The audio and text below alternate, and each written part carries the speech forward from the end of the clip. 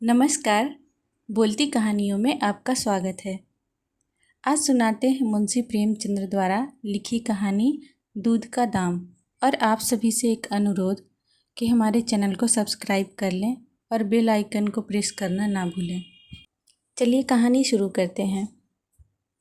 बड़े बड़े शहरों में दाइयाँ, नर्सें और लेडी डॉक्टर सभी पैदा हो गई हैं, लेकिन देहातों में जच्चे खानों पर अभी तक भंगिनों का ही प्रभुत्व है और निकट भविष्य में इसमें कोई तब्दीली होने की आशा नहीं है।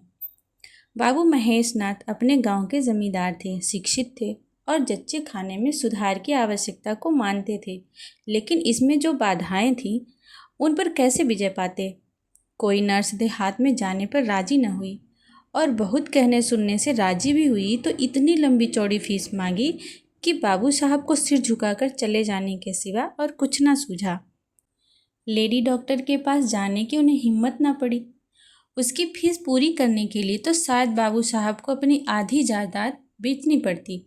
इसीलिए जब 3 कन्याओं के बाद वह चौथा लड़का पैदा हुआ तो फिर वही गूदड़ था और वही गूदड़ की बहू।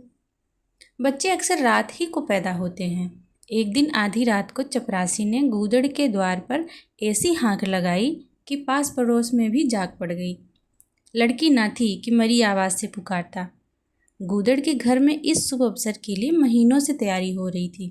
भय था तो यही कि फिर बेटी ना हो जाए, नहीं तो वही बंधा हुआ 1 रुपया और 1 साड़ी मिलकर रह जाएगी। इस विषय में स्त्री पुरुष में कितनी बार ही झगड़ा हो चुका था। शर्त लग चुकी थी। स्त्री कहती थी, अगर अब की बेटा ना हो तो मुँह न दिखाऊं।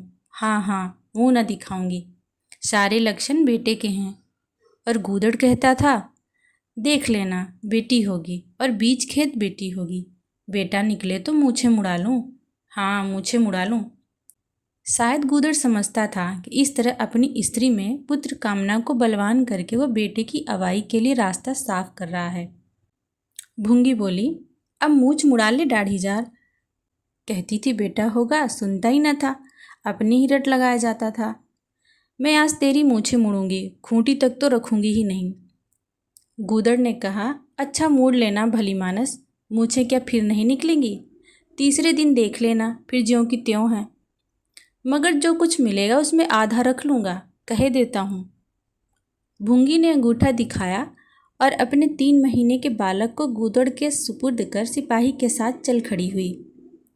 गूदड़ ने पुकारा, अरे सुन तो, कहाँ भागी जाती है? मुझे भी बधाई बजाने जाना पड़ेगा, इसे कौन संभालेगा? भूंगी ने दूर ही से कहा, इसे धरती पर वहीं सुला देना, मैं आके दूध पिला जाऊंगी। महेश नाथ के यहाँ अब भी भूंगी की खूब खातिरदारियाँ होने लगी। सवेरे हरीरा मिलता, दोपहर को पूरियाँ और हलवा, तीसरे पहर को फिर और रात को फिर, और गूदड़ को भी भरपूर परोसा मिलता था। भूंगी अपने बच्चे को दिन रात में 1-2 बार से ज़्यादा ना पिला सकती थी। उसके लिए ऊपर के दूध का प्रबंध था। भूंगी का दूध बाबू साहब का भाग्यवान बालक पीता था और यह सिलसिला 12वें दिन भी बंद ना हुआ। मालकिन मोटी ताजी देवी थी, पर अब की कुछ ऐसा संयोग कि उन्हें दूध हुआ ही नहीं। तीनों लड़कियों के बार इतने इफरात से दूध होता था कि लड़कियों को बदहजमी हो जाती थी। अब की एक बूंद नहीं। भूंगी दाई भी थी और दूध पिलाई भी। मालकिन कहती, भूंगी हमारे बच्चे को पाल दे, फिर जब तक तू जिए बैठी खाती रहना, 5 बीघे माफ़ी दिलवा दूंगी, नाती पोते तक चैन करेंगे। और भूंगी का लाडला ऊपर का दूध हजम न कर सकने के कारण बार बार उल्टी करता और दिन ब दिन दुबला होता जाता था। भूंगी कहती, बहू जी मुंडन में चूड़े लूँगी, कहे देती हूँ। बहू जी उत्तर देती, हाँ चूड़े ले लेना भाई, धमकाती क्यों है? चांदी के लेगी या सोने के? वाह बहू जी, चांदी के चूड़े पहन के किसे मुँह दिखाऊंगी और किसकी हंसी होगी? अच्छा सोने के ले लेना भाई, कह तो दिया। और ब्याह में कंठा लूँगी और चौधरी के लिए हाथों के तोड़े, वह भी ले लेना, भगवान वह दिन तो दिखाए। घर में मालकिन के बाद भूंगी का राज था। महरिया, महाराजिन, नौकर चाकर सब उसका रोब मानते थे। यहाँ तक कि खुद बहू जी भी उसे दब जाती थी। एक बार तो उसने महेश नाथ को भी डांटा था, हंसकर टाल गए। बात चली थी भंगियों की। महेश नाथ ने कहा था, दुनिया में और चाहे जो कुछ हो जाए, भंगी भंगी ही रहेंगे। इन्हें आदमी बनाना कठिन है। इस पर भूंगी ने कहा था, मालिक, भंगी तो बड़ों बड़ों को आदमी बनाते हैं, उन्हें कोई क्या आदमी बनाए। यह गुस्ताखी करके किसी दूसरे अवसर पर भला भोंगी के सिर के बाल बच सकते थे, लेकिन आज बाबू साहब ठठाकर हंसे और बोले, भोंगी, बात बड़े पते की कहती है। भोंगी का शासनकाल साल भर से आगे न चल सका। देवताओं ने बालक के भंगिन का दूध पीने पर आपत्ति की। मोटे राम शास्त्री को प्रायश्चित का प्रस्ताव कर बैठे। दूध तो छुड़ा दिया गया, लेकिन प्रायश्चित की बात हंसी में उड़ गई। महेशनाथ ने फटकार कर कहा, प्रायश्चित की खूब कही शास्त्री जी, कल तक उसी भंगिन का खून पीकर पला, अब उसमें छूत घुस गई। बाहर है आपका धर्म। शास्त्री जी शिखा फटकार कर बोले, यह सत्य है। वह कल तक भंगिन का रक्त पीकर पला, मांस खाकर पला, यह भी सत्य है। लेकिन कल की बात कल थी, आज की बात आज। जगन्नाथपुरी में छूत छूत सब एक पंगत में खाते हैं, पर यहाँ तो नहीं खा सकते। बीमारी में तो हम भी कपड़े पहने खा लेते हैं, खिचड़ी तक खा लेते हैं बाबूजी, लेकिन अच्छे हो जाने पर तो नेम का पालन करना ही पड़ता है। तो इसका यह अर्थ है कि धर्म बदलता रहता है, कभी कुछ कभी कुछ। और क्या, राजा का धर्म अलग, प्रजा का धर्म अलग, अमीर का धर्म अलग, गरीब का धर्म अलग। राजे महाराजाएं जो चाहे खाएं, जिसके साथ चाहे खाएं, जिसके साथ चाहे शादी ब्याह करें, उनके लिए कोई बंधन नहीं। समर्थ पुरुष हैं, बंधन तो मध्य वालों के लिए है। प्रायश्चित तो ना हुआ, लेकिन भूंगी को गद्दी से उतरना पड़ा। हाँ, दान दक्षिणा इतनी मिली कि वह अकेले ले ना जा सकी, और सोने के चूड़े भी मिले। एक की जगह 2 नई सुंदर साड़ियाँ, मामूली नैनसुख की नहीं, जैसी लड़कियों की बार मिली थी। इसी साल फ्लैग ने जोर बांध और गूदड़ पहले ही चपेट में आ गया। भूंगी अकेली रह गई, पर गृहस्थी ज्यों की त्यों चलती रही। लोग ताक लगाए बैठे थे कि भूंगी अब गई। फला भंगी से बातचीत हुई, फला चौधरी आए, लेकिन भूंगी न कहीं आई न कहीं गई। यहाँ तक कि 5 साल बीत गए और उसका बालक मंगल दुर्बल और रोगी रहने पर भी दौड़ने लगा। सुरेश के सामने पिद्दी सा लगता था। एक दिन भूंगी महेशनाथ के घर पर नाला साफ कर रही थी। महीनों से गलीच जमा हो रहा था, आंगन में पानी भरा रहने लगा था, पर नाले में एक लंबा मोटा बांस डालकर जोर से हिला रही थी। पूरा दाहिना हाथ पर नाले के अंदर था कि एकाएक उसने चिल्लाकर हाथ बाहर निकाल लिया, और उसी वक्त एक काला सांप पर नाले से निकलकर भागा। लोगों ने दौड़कर उसे मार तो डाला, लेकिन भूंगी को ना बचा सके। समझे पानी का सांप है, विषैला न होगा, इसीलिए पहले कुछ गफलत की गई। जब विष देह में फैल गया और लहरें आने लगी, तब पता चले कि वो पानी का सांप नहीं, गेहुवन था। मंगल अब अनाथ था। दिन भर महेश बाबू के द्वार पर मंडराया करता। घर में जूठन इतना बचता था कि ऐसे ऐसे 10-5 बालक पल सकते थे।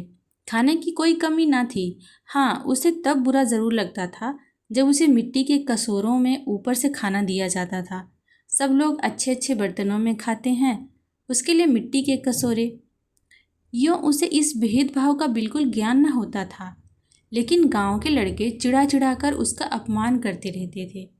कोई उसे अपने साथ खिलाता भी न था। यहाँ तक कि जिस टाट पर वह सोता था वह भी अछूत था। मकान के सामने एक नीम का पेड़ था, इसी के नीचे मंगल का डेरा था। एक फटा सा टाट का टुकड़ा, 2 मिट्टी के कसूरे और एक धोती जो सुरेश बाबू की उतारन थी। जाड़ा, गर्मी, बरसात, हर एक मौसम में वह जगह एक सी आरामदेह थी। और भाग्य का बली मंगल झुलसती हुई लू, गलते हुए जाड़े और मूसलाधार वर्षा में भी जिंदा और पहले से कहीं स्वस्थ था। बस उसका कोई अपना था तो गांव का एक कुत्ता, जो अपने सहवर्गियों के जुल्म से दुखी होकर मंगल की शरण में आ पड़ा था।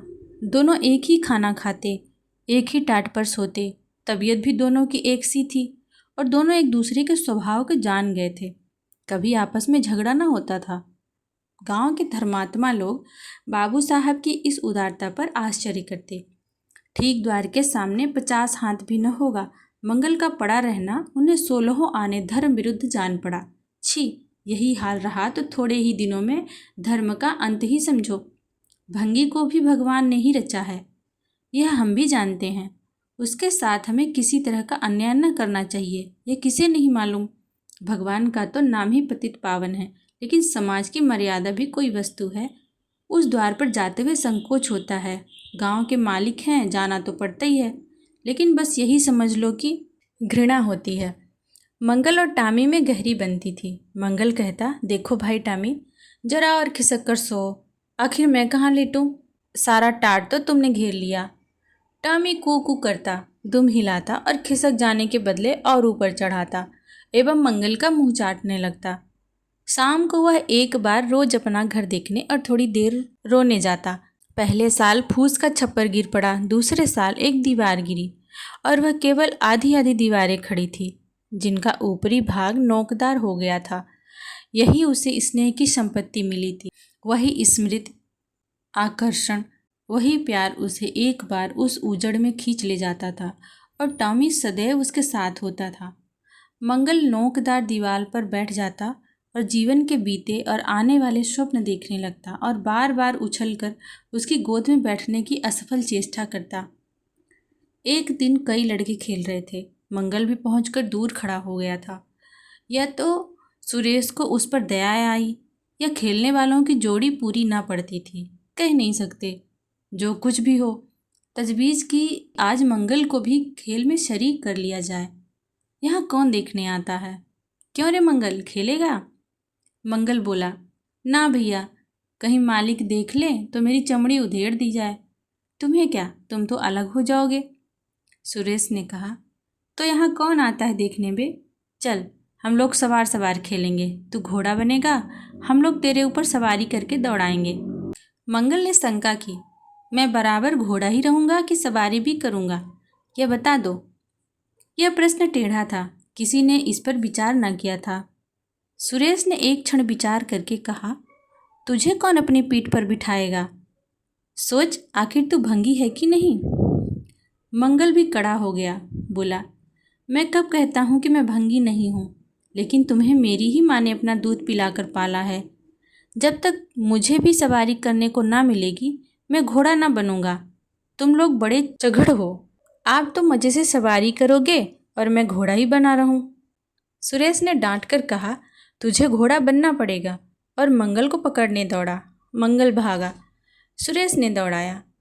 मंगल ने कदम और तेज किया, सुरेश ने भी जोर लगाया, मगर वह बहुत खा खा कर थुलथुल हो गया था और दौड़ने में उसकी सांस फूलने लगती थी। आखिर उसने रुक कर कहा, आकर घोड़ा बनो मंगल, नहीं तो कभी पा जाऊंगा ना तो बुरी तरह पीटूंगा। तुम्हें भी घोड़ा बनना पड़ेगा। अच्छा, हम भी बन जाएंगे। तुम पीछे से निकल जाओगे, पहले तुम घोड़ा बन जाओ, मैं सवारी कर लूँ, फिर मैं बनूंगा। सुरेश ने सचमुच चकमा देना चाहा था। मंगल का यह मुतालबा सुनकर साथियों ने बोला, देखते हो इसकी बदमाशी, भंगी है ना। तीनों ने मंगल को घेर लिया और उसे जबरदस्ती घोड़ा बना दिया। सुरेश ने चटपट उसकी पीठ पर आसन जमा लिया और टिक टिक करके बोला, चल घोड़े चल। मंगल कुछ देर तक तो चला, लेकिन उस बोझ से उसकी कमर टूटी जाती थी। उसने धीरे से पीठ सिकोड़ी और सुरेश की रान के नीचे से सरक गया। सुरेश महोदय लद से गिर पड़े और भोंपू बजाने लगे। माँ ने सुना सुरेश कहीं रो रहा है। सुरेश कहीं रोए तो उसके तेज कानों में जरूर भनक पड़ जाती थी और उसका रोना भी बिल्कुल निराला होता था, जैसे छोटी लाइन की इंजन की आवाज़। महरी से बोली, देख तो, सुरेश कहीं रो रहा है, पूछ तो किसने मारा है। इतने में सुरेश खुद आंखें मलता हुआ आया। उसे जब रोने का अवसर मिलता था तो माँ के पास फरियाद लेकर ज़रूर आता था। माँ मिठाई या मेवे देकर आंसू पोंछ देती थी। आप थे तो 8 साल के, मगर थे बिल्कुल गाबदी। हद से ज़्यादा प्यार ने उसकी बुद्धि के साथ वही किया था जो हद से ज़्यादा भोजन ने उसकी देह के साथ। माँ ने पूछा, क्यों रोता है सुरेश, किसने मारा? सुरेश ने रोकर कहा, मंगल ने छू दिया। माँ को विश्वास न आया। मंगल इतना निरीह था कि उससे किसी तरह की शरारत की शंका न होती थी, लेकिन जब सुरेश कस्में खाने लगा तो विश्वास करना लाजिम हो गया। मंगल को बुलाकर डांटा, क्यों रे मंगल, अब तुझे बदमाशी सूझने लगी? मैंने तुझसे कहा था सुरेश को कभी मत छूना, याद है कि नहीं? बोल। मंगल ने दबी आवाज़ से कहा, याद क्यों नहीं है, तो फिर तूने उसे क्यों छुआ? मैंने नहीं छुआ। तूने नहीं छुआ तो वह रोता क्यों था? गिर पड़े, इससे रोने लगे। चोरी और सीना जोरी। देवी जी दांत पीस कर रह गईं। मारती तो उसी दम स्नान करना पड़ता, छड़ी तो हाथ में लेनी ही पड़ती, और छूत का विद्युत प्रवाह इस छड़ी के रास्ते उनकी देह में पैवस्त हो जाता। इसीलिए जहाँ तक गालियाँ दे सकी दी, और हुक्म दिया कि अभी अभी यहाँ से निकल जा, फिर जो इस द्वार पर तेरी सूरत नजर आई तो खून ही पी जाऊंगी। मुफ्त की रोटियां खा खा कर शरारत सूझती है। मंगल में गैरत तो क्या थी, हाँ डर था। चुपके से अपने कसोरे उठाए, टाट का टुकड़ा बगल में दबाया, धोती कंधों पर रखी और रोता हुआ वहाँ से चल पड़ा। अब वह यहाँ कभी ना आएगा। यही तो होगा कि भूखों मर जाएगा। क्या हरज, इस तरह जीने से फायदा ही क्या? गांव में उसके लिए और कहाँ ठिकाना था। भंगी को कौन पनाह देता?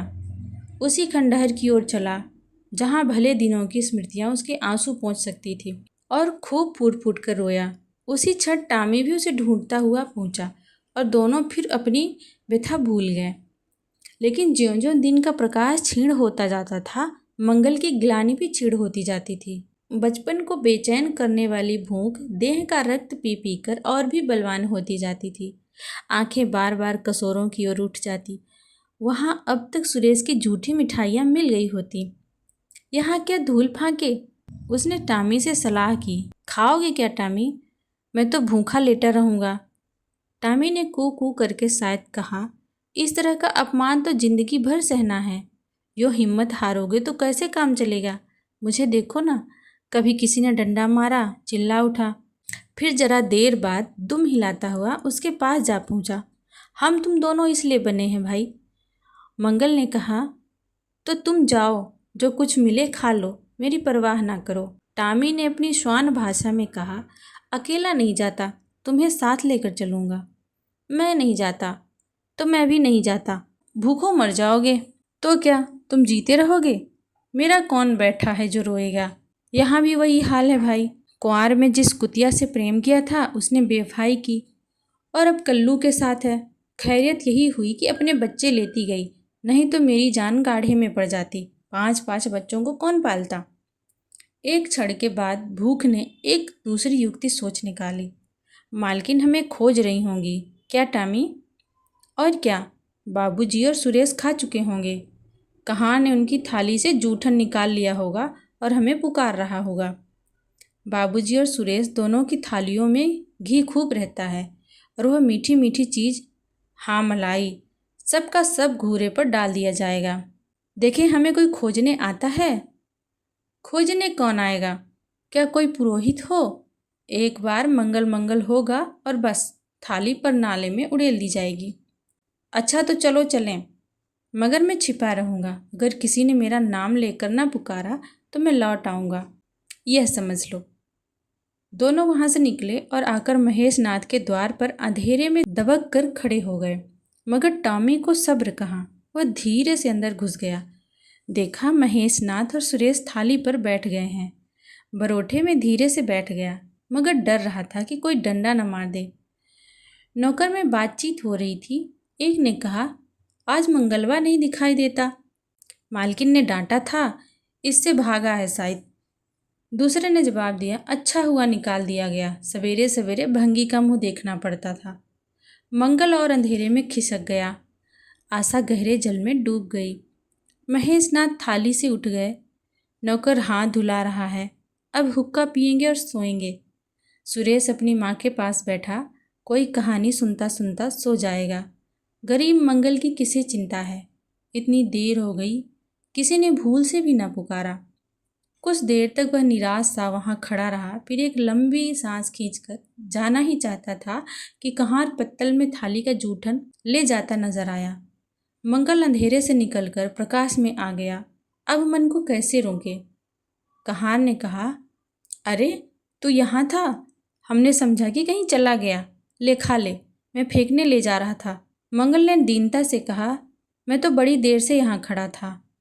तो बोला क्यों नहीं? मारे डर के। अच्छा ले खा ले। उसने पत्तल को ऊपर उठाकर मंगल के फैले हुए हाथों में डाल दिया। मंगल ने उसकी ओर ऐसी आंखों से देखा जिसमें दीन कृतज्ञता भरी हुई थी। टॉमी भी अंदर से निकल आया था। दोनों वही नीम के नीचे पत्तल में खाने लगे। मंगल ने एक हाथ से टॉमी का सिर सहला कर कहा, देखा, पेट की आग ऐसी होती है। यह लात की मारी हुई रोटियां भी न मिलती तो क्या करते। टॉमी ने दुम हिला दी। सुरेश को अम्मा ने पाला था। टॉमी ने फिर दुम हिलाई। लोग कहते हैं दूध का दाम कोई नहीं चुका सकता, और मुझे दूध का यह दाम मिल रहा है। टॉमी ने फिर दुम हिलाई। कहानी को अंत तक सुनने के लिए धन्यवाद।